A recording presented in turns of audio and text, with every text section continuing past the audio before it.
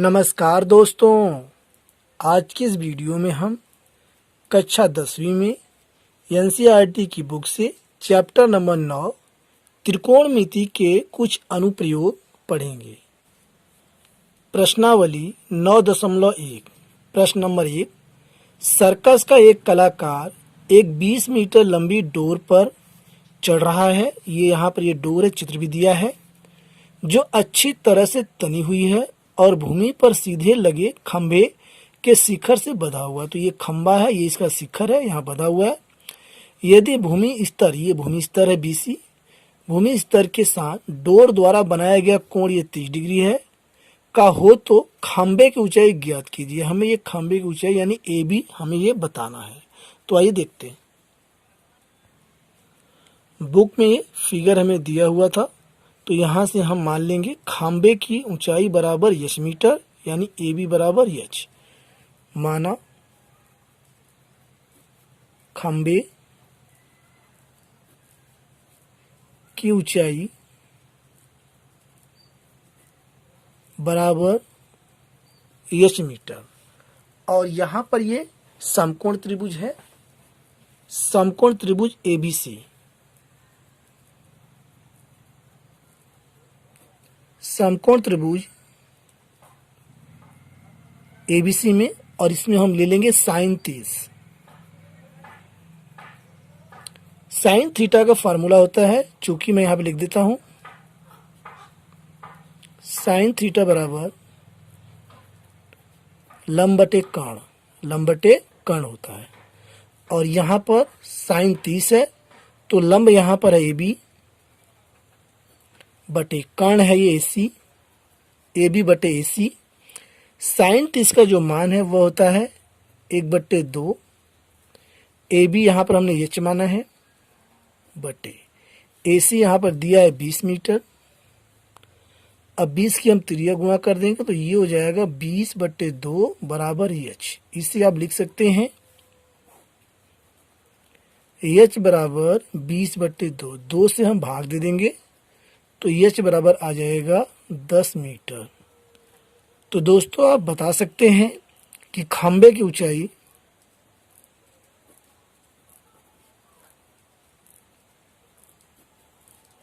बराबर 10 मीटर है, और यही इस क्वेश्चन का राइट आंसर है। अगला प्रश्न देखते हैं।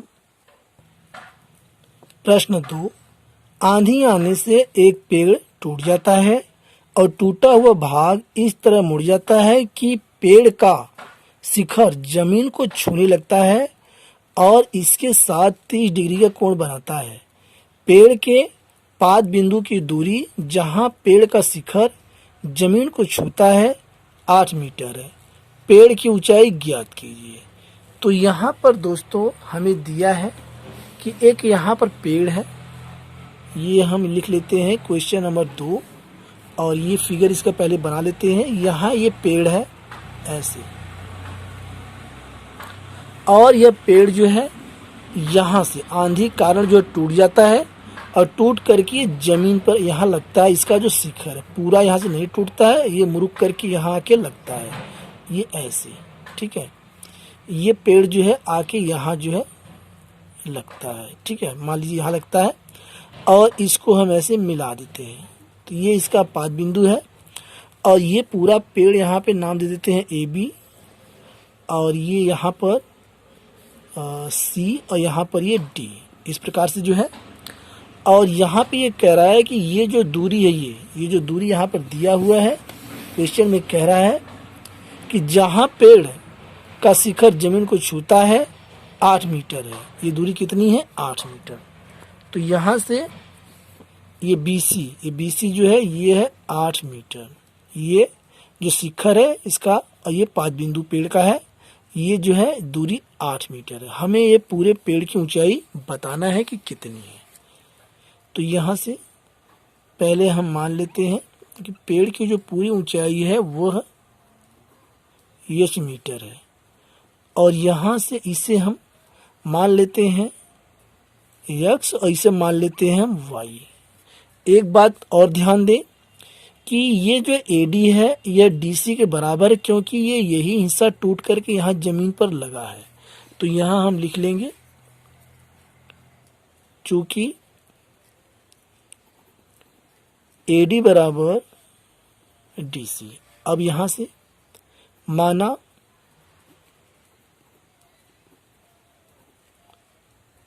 पेड़ की ऊंचाई बराबर h मीटर।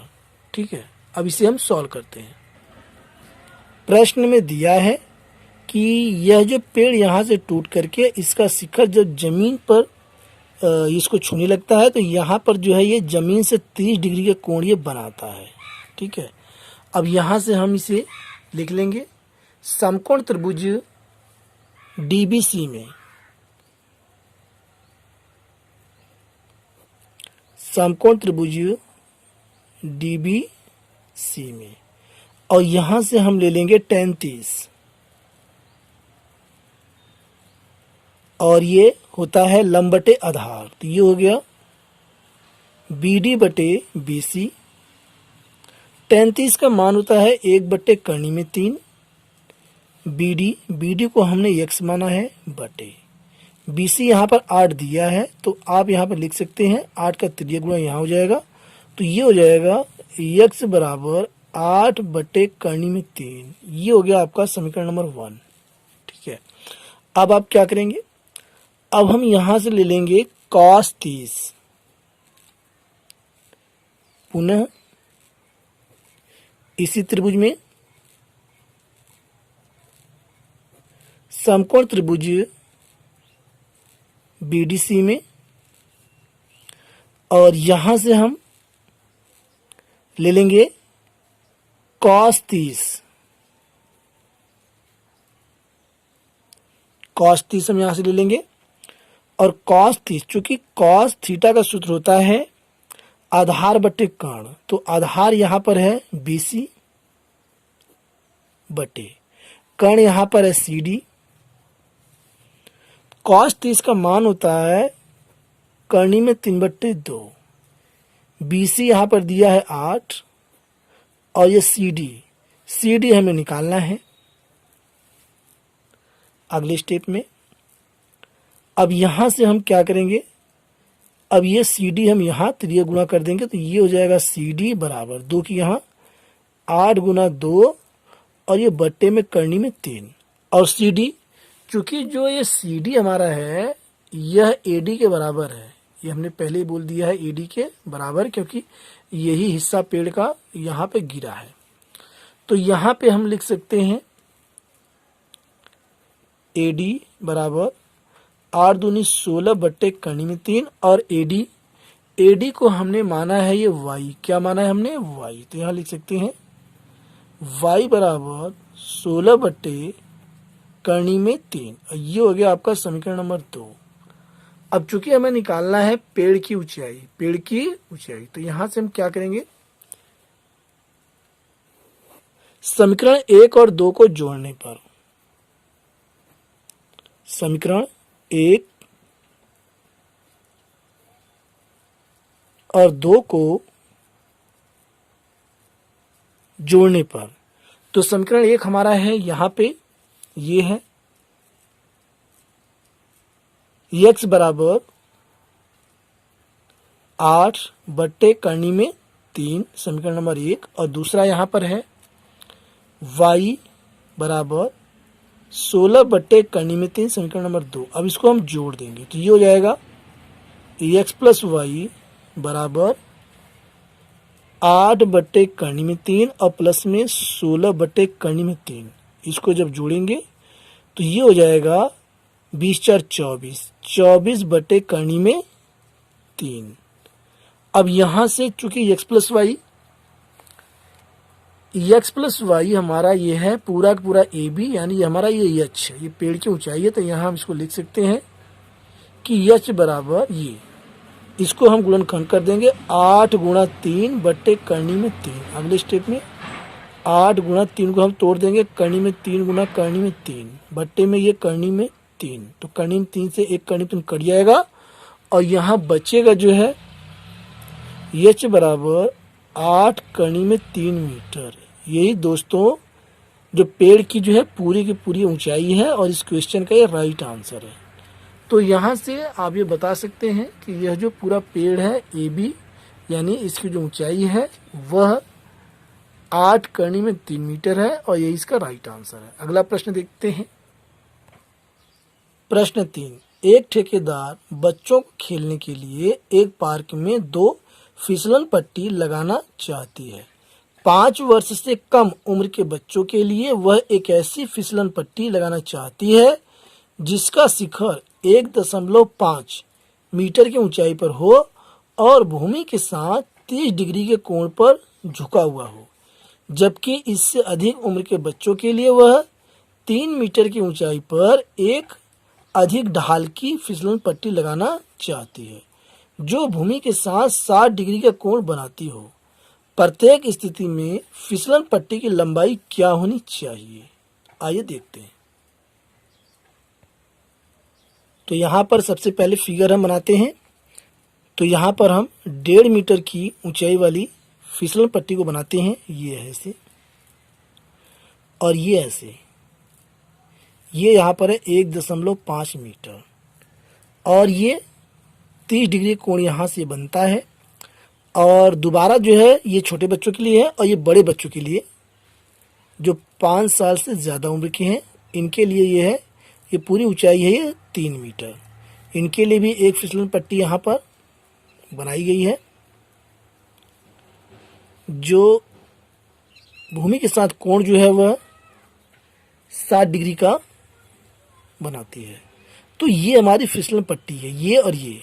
हमें प्रत्येक स्थिति में इनकी लंबाइयां हमें बताना है। अब यहाँ से हम नाम दे देंगे ए, बी, सी, डी और ये ए। तो यहाँ पर हमारे पास 2 त्रिभुज यहाँ पर बन गए हैं। तो सबसे पहले हम यहाँ पर इसमें लेंगे समकोण त्रिभुज डीबीई में।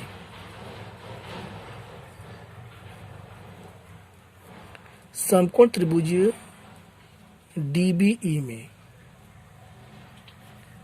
और यहाँ हम लेंगे इसे sin 30 बराबर लंब बटे कर्ण। तो लंब हमारा है BD बटे कर्ण ये है ED।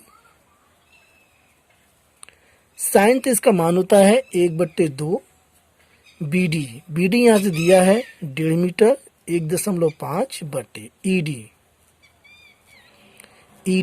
की हम त्रिज्या गुणा कर देंगे तो ED बराबर आ जाएगा 1.5 गुणा 2 यानी आ गया ये 3 मीटर। तो यहाँ पर आप बता सकते हैं कि छोटे बच्चों के लिए जो फिसलन पट्टी है उसकी जो लंबाई है वह 3 मीटर है। अब यहाँ से हम बड़े बच्चों के लिए जो है जो फिसलन पट्टी है उसकी लंबाई निकालेंगे। पुनः समकोण त्रिभुज, ये समकोण है त्रिभुज ABC में और अब की बार हम लेंगे sin 60 बराबर लंब ये पूरा है AB बटे AC और यहाँ हम लिख दें AB जो है ये पूरा ये 3 मीटर है। sin 60 का जो मान होता है वह होता है कर्णी में 3/2। तो यहाँ से कर्णी में 3/2 बराबर AB 3 मीटर दिया हुआ है क्वेश्चन में बटे AC हमें निकालना है AC। तो यहाँ से AC बराबर 3 गुना 2 और बटे ये कर्णी में 3। इसे हम लिख सकते हैं कर्णी में 3 गुना कर्णी में 3 को हम तोड़ देंगे और गुणा में ये 2, ये आ गया बट्टे में कर्णी में 3 है। इससे हम एक काट देंगे तो इसका आंसर आ जाएगा 2 कर्णी में 3 मीटर। तो आप बता सकते हैं कि बड़े बच्चों के लिए जो फिसलन पट्टी की लंबाई है वह 2 कर्णी में 3 मीटर है। तो यहाँ आप लिख दें आंसर में, अतः फिसलन पट्टियों की लंबाई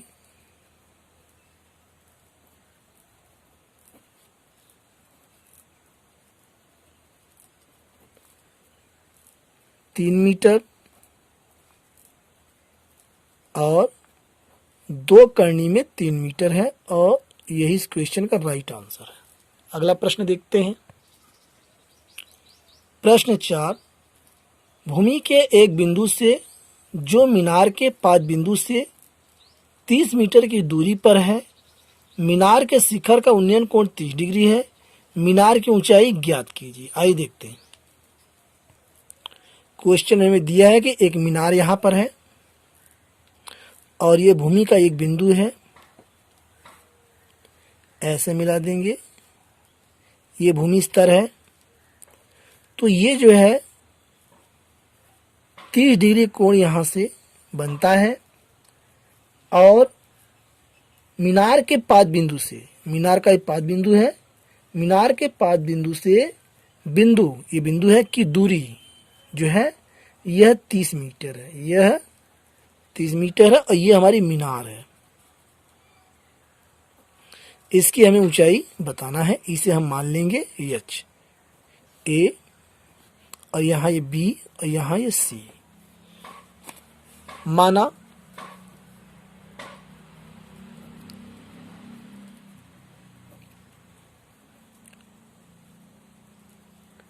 मीनार की ऊंचाई बराबर h मीटर, समकोण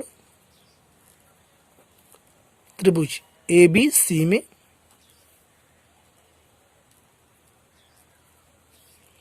और इसमें ले लेंगे tan 30 और tan थीटा का सूत्र होता है लंब बटे आधार, तो ये हो जाएगा AB बटे BC, AB बटे BC, AB बटे BC। tan 30 का मान 1 बटे करनी में 3 होता है। AB यहाँ पर हमने h माना है, h बटे BC यहाँ पर है 30 मीटर, तो ये आ गया h बराबर 30 बटे करनी में 3। इसे हम और सॉल्व कर सकते हैं। h बराबर 3 गुना 10 बटे करनी में 3 और ये करनी में 3 गुना करनी में 3 हो जाएगा 3 और गुणा में 10 बटे करनी में 3, एक करनी 3 कट जाएगा। तो यहाँ पर आप बता सकते हैं कि मीनार की जो ऊंचाई है वह 10 करनी में 3 मीटर है और यही इस क्वेश्चन का राइट आंसर है। अगला प्रश्न, प्रश्न 5, भूमि से 60 मीटर की ऊंचाई पर एक पतंग उड़ रही है। पतंग में लगी डोरी को अस्थायी रूप से भूमि के एक बिंदु से बांध दिया गया है। भूमि के साथ डोरी का झुकाव 60 डिग्री है। यह मानकर कि डोरी में कोई ढील नहीं है, डोरी की लंबाई ज्ञात कीजिए। आइए पहले इसका चित्र बनाते हैं। तो यहाँ पर क्वेश्चन में दिया है कि 60 मीटर की ऊंचाई पर कोई पतंग उड़ रही है। तो ये पहले हम ये बना लेते हैं, ये ऊंचाई और यहाँ पर ये पतंग है, ठीक है, ये उड़ रही है और ये ऊंचाई है 60 मीटर, ठीक है। और ये कह रहा है उड़ रही है, पतंग में लगी डोरी को अस्थायी रूप से भूमि के एक बिंदु से बांध दिया गया है। तो ये यहाँ पर एक बिंदु है और इससे जो है ये डोरी को बांध दिया गया है और इसमें कोई ढील नहीं है। भूमि के साथ डोरी का झुकाव 60 डिग्री है। ये जो डोरी का ये झुकाव है यह 60 डिग्री का है और हमें बताना है ये डोरी की लंबाई कितनी है। तो इसे हम A, B और C ये नाम दे देंगे और यहाँ पर हम मान लेंगे, माना डोरी की लंबाई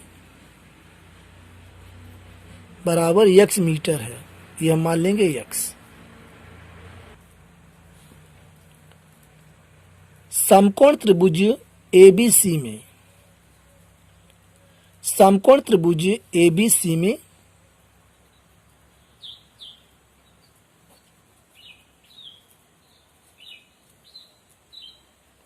समकोण त्रिभुज ABC में और इसमें हम ले लेंगे sin 60 और इसका सूत्र होता है लंब बटे कोण AB बटे AC, AB बटे AC। तो यहाँ से sin 60 का मान होता है करनी में 3/2, AB का मान यहाँ दिया है 60 मीटर बटे AC का मान हमें निकालना है, ये हमने x माना है तो 60/x, और इसे हम लिख सकते हैं x बराबर 60 गुणा 2 बटे करनी में 3। x बराबर, और ये जो 60 है इसे हम कर देंगे 20 गुणा 3 गुणा 2, यहाँ पहले से है तो 20 गुणा 3 कर देंगे, 20 यानी 60 हो जाएगा बटे करनी में 3। अगले स्टेप में 20 गुणा 2 और 3 को हम ओपन कर देंगे, करनी में 3 गुना करनी में 3 बटे करनी में 3, एक करनी में 3 कट जाएगा। तो यहाँ पर आप बता सकते हैं कि 20 दूना 40, 40 करनी में 3। अतः डोरी की लंबाई, ये यहाँ पे डोरी कर देते हैं ऐसे, डोरी की लंबाई बराबर 40 करनी में 3 मीटर है, और यही इस क्वेश्चन का राइट आंसर है।